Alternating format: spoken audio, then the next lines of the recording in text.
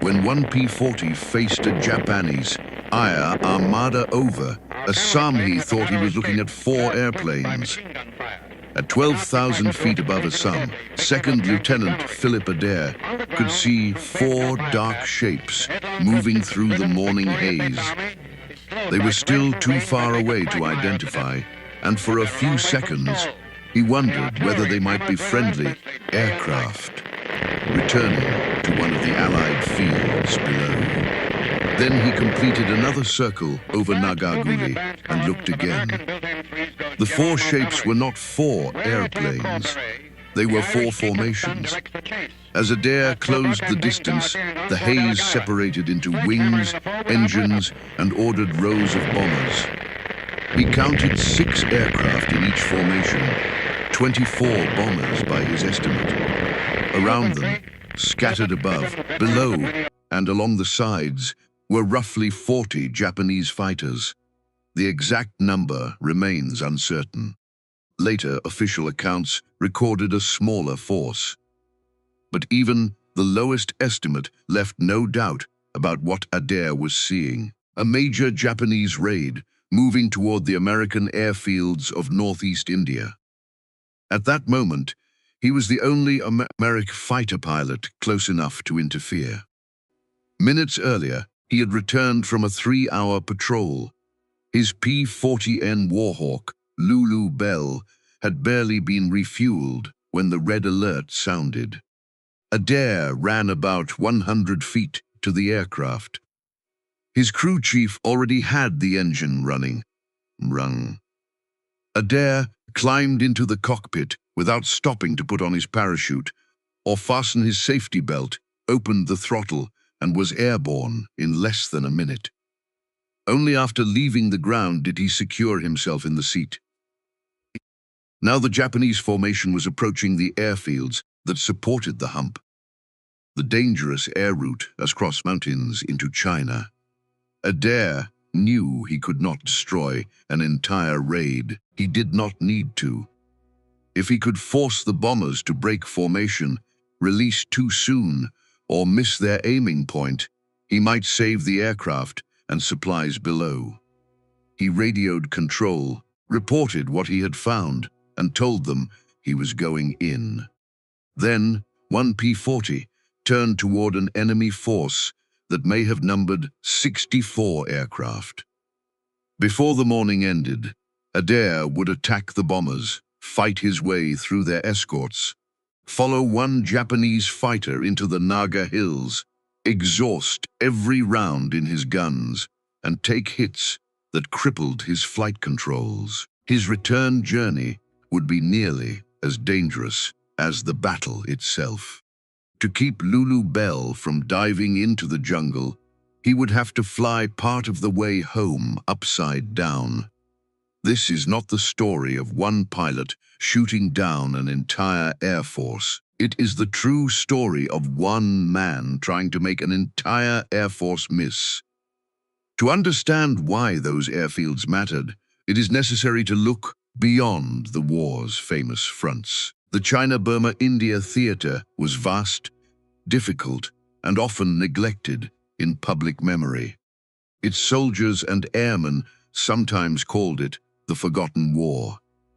Yet the fighting there was connected to one of the most important logistical problems faced by the Allies. China had been at war with Japan since 1937. After Japanese forces conquered Burma in 1942, the main overland route from India into China was cut. Until a new land route could be opened, most American supplies sent to Allied-controlled China had to travel by air from India. Transport crews flew eastward from Assam, crossing high mountains, violent weather, and some of the most unforgiving terrain in the world. The route became known as the Hump. It was dangerous even when no enemy aircraft appeared. The transports were often heavily loaded. Weather could change without warning. Ice formed on wings and propellers. Downdrafts could force an aircraft thousands of feet downward. toward mountains hidden by cloud. Navigation equipment was limited, and many crews crossed terrain for which reliable maps were scarce. Mechanical failure over the mountains often left nowhere to land and little chance of rescue. By the end of the war, hundreds of aircraft associated with the hump operation would be lost. Wreckage scattered across mountain ridges and deep valleys gave rise to the grim expression, the aluminum trail. The airlift nevertheless continued because China's armies and American air units operating there depended upon the fuel, ammunition, medicine, spare parts, and other supplies that crossed those mountains. Assam formed the western base of that operation. Airfields such as Chabua, Dinjan, Mohanbari, Sukarating and Nagaguli supported transport flights, maintenance, storage, and defense. On the ground stood unarmed transports, fuel dumps, workshops, warehouses, and men whose labor kept the supply route moving. A successful Japanese raid could destroy aircraft faster than they could be replaced, damage runways, ignite fuel, and interrupt operations at the most vulnerable point in the system. The Japanese Army Air Force understood the value of those targets. Bases in Burma placed its bombers and fighters within range of northeast India. Raids against Assam could threaten not only individual airfields, but the larger Allied effort to sustain China and regain northern Burma. The defense of that region belonged in part to the United States 10th Air Force and the 80th Fighter Group. The group's 3 squadrons, the 88th, 89th, and 90th, flew P-40 Warhawks. The men gave themselves a name suited to their aircraft and their surroundings: the Burma Banshees. Their P-40s carried a large white death's head across the nose. Some aircraft also used a siren beneath the fuselage, producing the wail that helped give the group its name. In a theater far from the headlines, the skull and the sound became the identity of the Burma Banshees. The P-40 was no longer America's most advanced fighter by late 1943, but it was not useless. It rugged, strongly built, fast in a dive, and still dangerous at low and medium altitude when flown to its strengths. It also demanded discipline. The Japanese Nakajima Ki Oscar was lighter and exceptionally maneuverable. Lighter, a P-40 pilot who tried to follow an Oscar through a tight turning fight could quickly find the Japanese fighter inside his circle and behind his tail. The American response was to preserve speed, avoid prolonged turns, use diving attacks, and disengage before the enemy could exploit its superior maneuverability. Philip Reed Adair had learned those lessons well. Born in Oklahoma in 1920, he had wanted to fly from an early age. After the attack on Pearl Harbor, he entered military service and completed pilot training at Luke Field, Arizona. He later joined the 89th Fighter Squadron of the 80th Fighter Group. The group initially trained with P-47 Thunderbolts in the United States, but it went overseas with P-40s. For a young pilot who had trained on a newer and more powerful fighter, the change may not have been welcome, yet Adair came to trust the Warhawk. He was still a second lieutenant in December 1943, but he already commanded D Flight. He had completed 42 combat missions before the morning of December 13. He also served as an assistant engineering officer and took a personal interest in keeping his aircraft in excellent condition. His crew chief, Carroll Peake, shared that pride. Adair called his P-40 Lulu Bell, The aircraft carried the number 44 and, unusually for a combat fighter, white wall tires, painted with material Adair had brought from the United States. He had also obtained an electric starter to replace the slower hand-cranked system. Those small details mattered on the morning of the raid. When seconds counted, Lulu Bell was ready. Daybreak on December 13, 1943, was cool and clear, though a high haze reduced visibility. The 89th Fighter Squadron had been assigned patrol duty over the hump route, along with interdiction missions. Intelligence had warned that Japanese raids were possible. Adair drew the first patrol. He led 4 P-40s, with Lieutenant May as his element leader. The mission lasted about 3 hours and produced no contact with the enemy. When they returned to Nagaguli, other serviceable aircraft were already away on assignments. Adair had just completed his 43rd combat mission. He told Peake to service Lulu Bell immediately, and then went to the alert tent to wait for the other pilots. The rest lasted only moments. The red alert sounded. Peake was still in the cockpit, completing paperwork. He struck the electric starter, and the Allison engine came to life while Adair ran toward the aircraft. Peake climbed out on one side as Adair entered from the other. There was no careful pre-flight check, no time to fit the parachute, and no pause to fasten the harness. Adair advanced the throttle and passed the operations building already airborne. The squadron's standing procedure called for pilots to scramble and rendezvous over the field at 20,000 feet while maintaining radio silence. Adair circled upward, watching for the others. At 12,000 feet, none of his flight had yet joined him. That was when he saw what looked like 4 aircraft in the distance. On the next circuit, the shapes appeared larger. Adair called control and asked whether friendly aircraft were in the area. The answer was no. Ground observers had reported unidentified aircraft about 40 miles east, but Adair said the formation he could see was much closer, perhaps 15 miles from the base complex. Control initially insisted that the observer's report placed the unknown aircraft farther away. Adair had to trust his own eyes. He left the rendezvous point and flew east to investigate. The haze slowly released the truth. What had looked like 4 aircraft became 4 flights of bombers. In Adair's account, each flight contained 2 V formations of 3 aircraft, giving him a total of 24.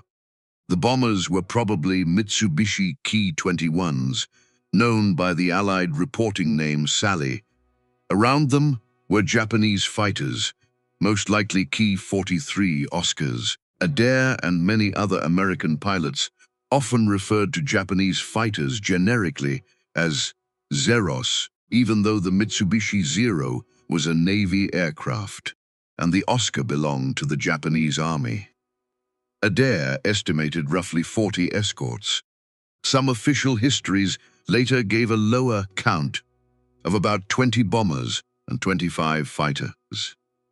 A lone pilot, observing a large moving formation through haze while preparing to fight, could not be expected to produce a perfect census. Whether the total was 45 or 64, the practical situation was the same. Adair was outnumbered by a force large enough to overwhelm him within seconds if he made the wrong move. The bombers appeared to be heading north of the base complex. Adair believed they intended to turn back toward the south, line up on the airfields, drop their bombs, and continue toward Burma. He began climbing behind and above the formation. No other friendly fighters were yet in position. Adair had choices, but none were comfortable. He could remain outside the formation, report its movements, and wait for support. That would protect his own aircraft and give him a better chance of surviving. It might also allow the bombers to complete their attack before help arrived. Or he could attack alone. His own account did not describe the decision as a search for glory. He saw the bombers approaching the main target complex and concluded that he could not remain above them and watch without attempting to interfere. He called control, estimated the time remaining before bomb release, and stated that he was going to attack and try to disrupt the bombing run. That distinction is important. Adair was not trying to destroy every bomber. He knew that was impossible. His purpose was to disturb the formation at the moment when steadiness and coordination mattered most. Level bombing depended upon order. Crews had to maintain position, heading, altitude, and timing. A sudden attack could force pilots to maneuver, compel gunners to react, and disrupt the lead aircraft from which the others took their cue. Even without shooting down a bomber, a fighter could reduce the accuracy of the formation. Adair placed Lulu Bell high above the bombers and their escorts. He planned to descend from the left, fire at the leading formation from maximum range, drop back toward the left echelon, and then swing behind the formations on the right. It was a complicated attack for one aircraft, and he knew the chance of inflicting major damage was small. Surprise was his most valuable advantage. He pushed the nose down. The P-40 gathered speed. The bombers grew larger in his windscreen. Adair opened fire at long range, sending tracers across the leading aircraft. He saw movement ripple through the formation as pilots reacted. He continued through the attack, moving toward the rear flights, before the escorts fully understood what was happening. Near the last bomber in the fourth formation, he concentrated on the left engine. His rounds struck the fuselage and engine area, and he saw flashes as his greater speed carried him beneath, and beyond the aircraft. Then the escorts arrived. Several Japanese fighters turned toward him as soon as he cleared the bombers. Adair did not try to fight them in a circle. He used a maneuver planned in advance, full forward pressure on the control stick, an outside roll under -G, and a high-speed dive. The P-40's weight and diving strength helped him open the distance. He stayed down until he believed the fighters had broken off, then pulled out and looked around. He was alone again. The Japanese fighters had returned to the bombers. Adair climbed back above and behind the formation. For a moment, the haze may have concealed him. He began a second approach toward the bombers, but this time, the escorts were ready. Fighters turned toward him from across the formation. A direct attack on the bombers was no longer possible. Adair still had a speed advantage from his descent, so he drove through the escorts, firing deflection shots whenever an aircraft crossed his sights. He saw hits. One Japanese fighter appeared to develop fire around its engine, but Adair could not remain to watch it. A lone pilot who focused too long on a damaged opponent might become an easy target for the next fighter in line. He escaped in another dive and climbed again. By then, the bombers had released their loads. Adair's original purpose, to interfere with the bombing, had passed. The enemy force was beginning to withdraw toward Burma. He could have ended the engagement, but the escorts remained within reach. and he believed he could attack them from above without plunging directly into the defensive fire of the bombers.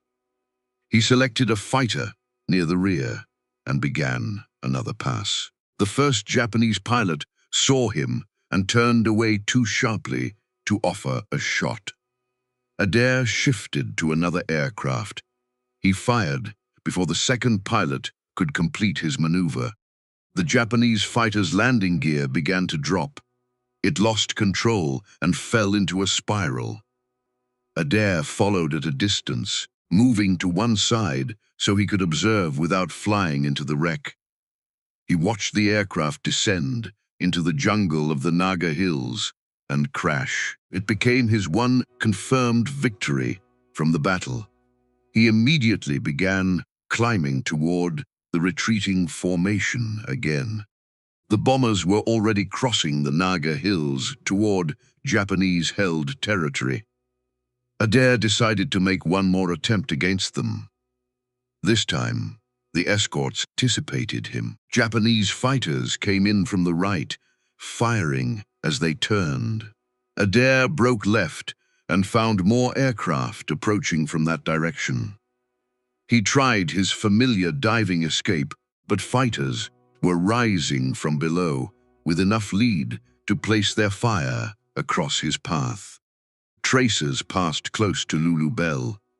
Adair pushed the control stick forward and wound in full nose-down elevator trim to increase the dive. The maneuver carried him away from the immediate attack, but the Japanese rounds had begun to strike.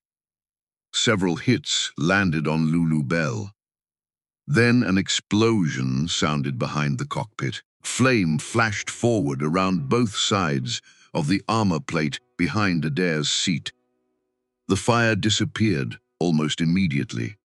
It was a brief flash, not a continuing cockpit fire, but Adair had no time to inspect the damage.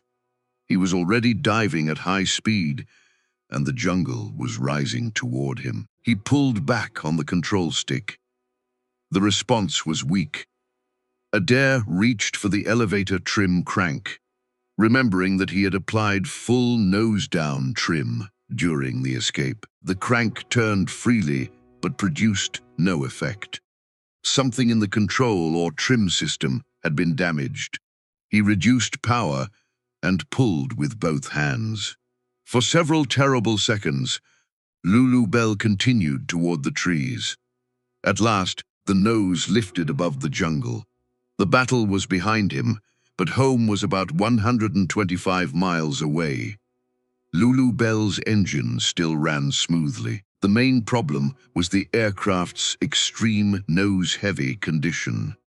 Adair needed both hands on the control stick simply to keep the nose above the horizon. He did not know with certainty whether he was over friendly or hostile territory. His ammunition supply was nearly gone, his aircraft was damaged, and his arms were already beginning to tire. Then another fighter appeared ahead. It passed slightly higher and about a quarter-mile to his left. As it came closer, Adair identified it as Japanese. The aircraft was smoking heavily and losing altitude.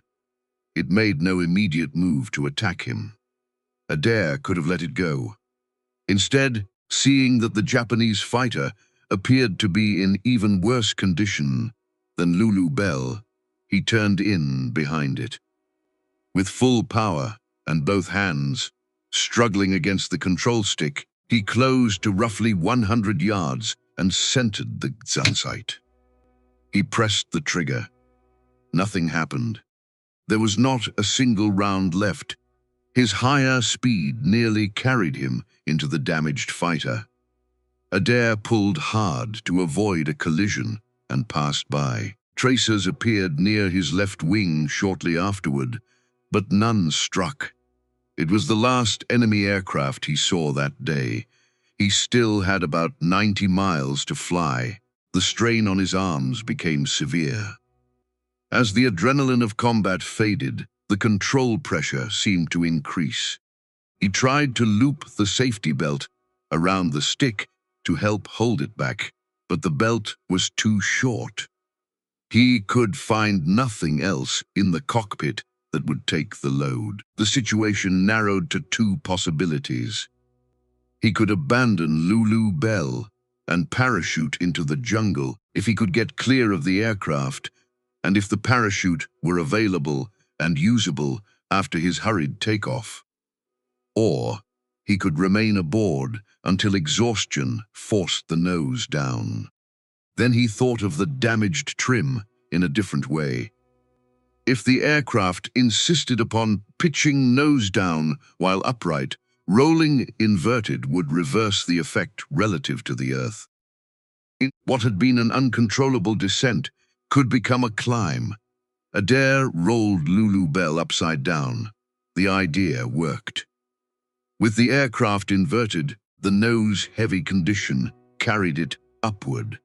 For a short time, Adair could gain altitude without holding the control stick against the full force that had exhausted his arms.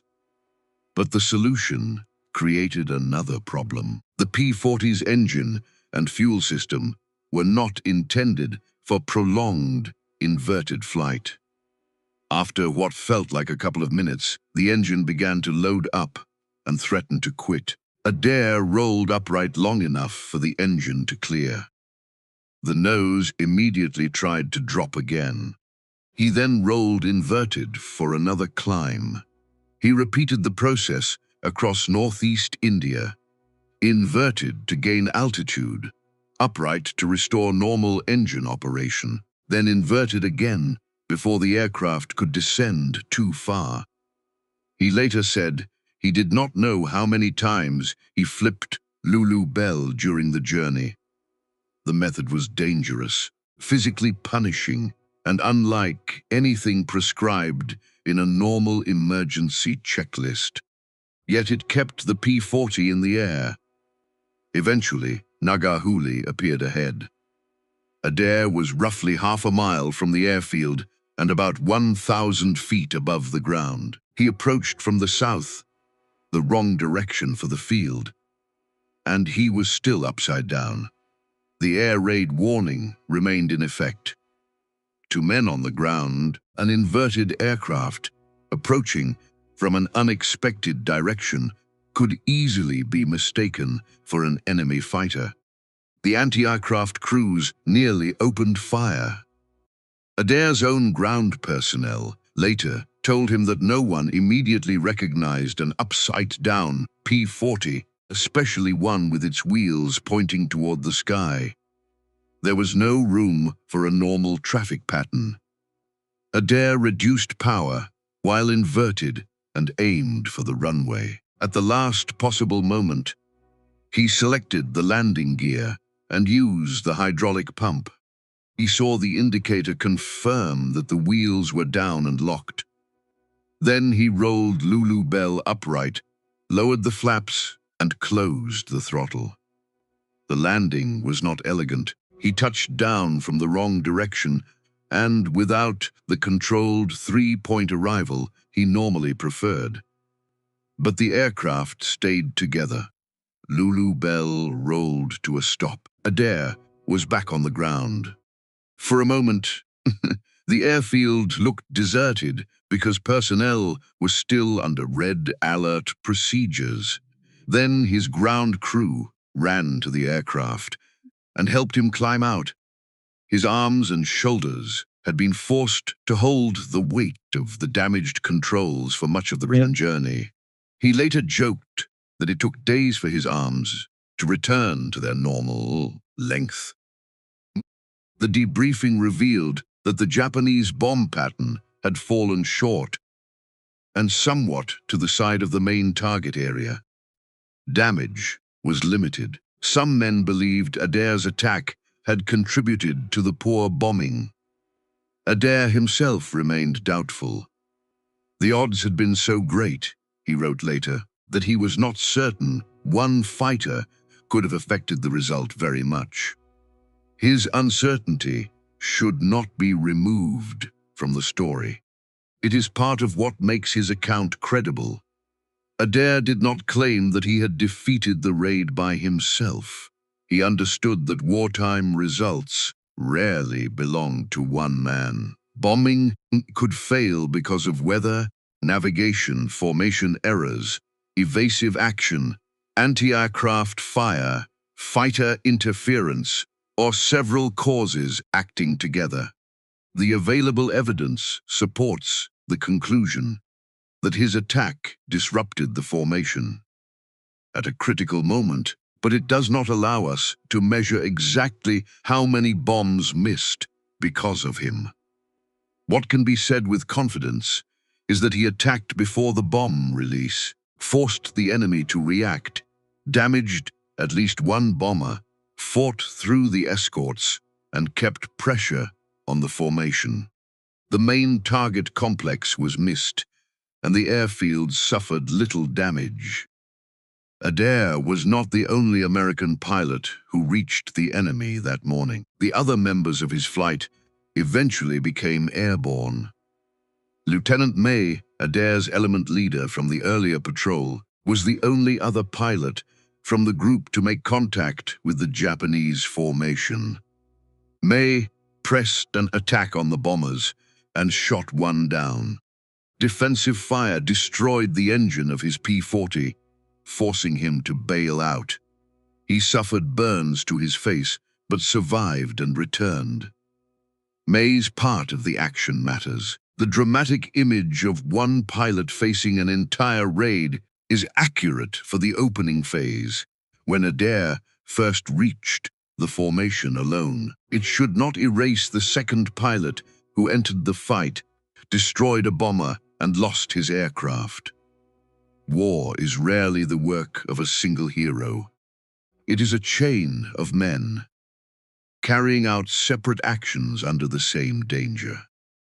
The observers who reported the raid, the controllers trying to understand conflicting information, the mechanics who kept the fighters serviceable, the pilots who scrambled, the anti-aircraft crews guarding the fields, and the transport crews waiting to cross the mountains after the danger passed.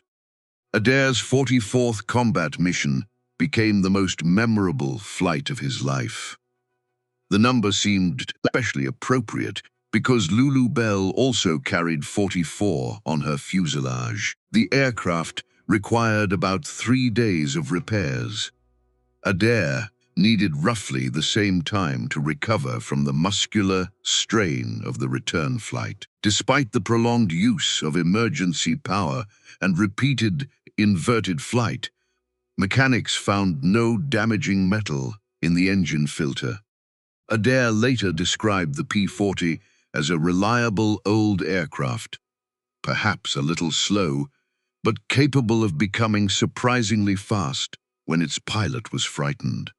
Between two P-40s that carried the name Lulu Bell, he completed 113 combat missions before converting to P-47s. He wrote that the Warhawk never failed to bring him home. His official credit for the December 13 battle was 1 Japanese fighter destroyed, 1 fighter probably destroyed, and 1 bomber probably destroyed. Poor gun camera film made confirmation difficult. The footage did show fire trailing from the bomber's left engine and from the fighter, recorded as a probable victory. For his actions, Philip Adair received the Silver Star. He continued flying in the China-Burma-India theater and eventually became an ace, credited with 5 aerial victories. He remained in military service after the war, completed a career that extended to 1971, and retired as a colonel. His decorations included the Silver Star, Distinguished Flying Cross, Air Medal, and Legion of Merit. Adair lived until 2017. He was 97 years old when he died. Across his long life, the mourning over Assam remained connected to a particular kind of courage. Adair did not believe himself invincible. He understood that a lone P-40 could not destroy the formation in front of him.